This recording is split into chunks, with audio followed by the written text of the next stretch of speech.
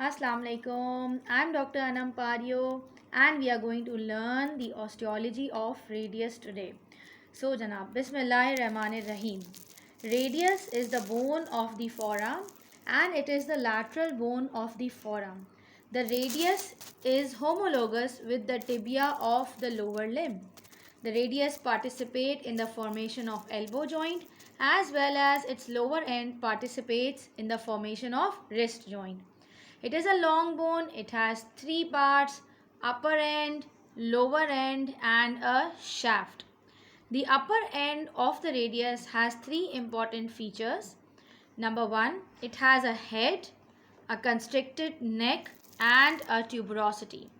The head of the radius, as you see, it is disc shaped and its superior surface is concave. So this is the superior concave surface of the head of the radius which articulates with the humerus to form the elbow joint. The rounded disc-like head of the radius is also articular. It articulates with the superior ulnar notch to form the superior radio-ulnar joint, and on its periphery the annular ligament is attached. Just below the disc-shaped head there is a constricted neck of the radius. Below the neck on the medial side, on the inner side, there is a tuberosity. This is the radial tuberosity. It has two surfaces, anterior smooth surface and a posterior rough surface. So upper end has three important features: head, neck and tuberosity.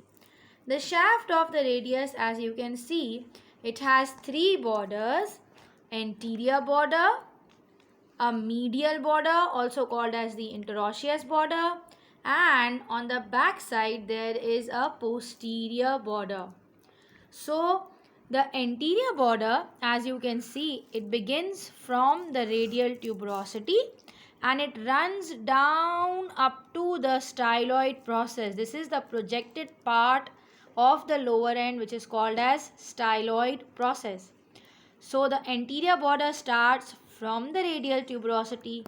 It runs downward up to the styloid process. Then you have a medial border or the interosseous border. So this medial border or the interosseous border, it is the sharpest border. It also starts from the radial tuberosity down up to the lower end. Down up to the lower end. Then posteriorly there is a posterior border which is a mirror image of the anterior border. In the upper part it is oblique. So it is called as posterior oblique line. While the anterior border is also oblique in its upper part and it is called as anterior oblique line. The radius has three surfaces.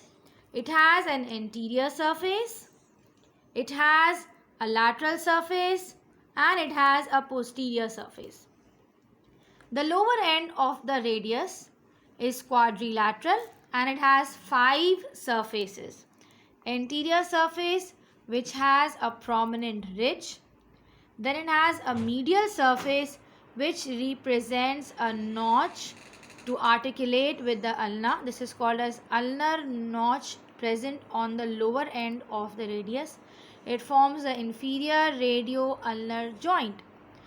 The lateral part of the lower end is prolonged downward to form the styloid process.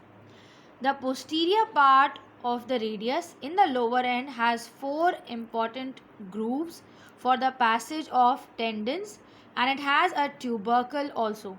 So this is the tubercle which is present in the lower end, and these are the grooves from which the extensor tendons pass.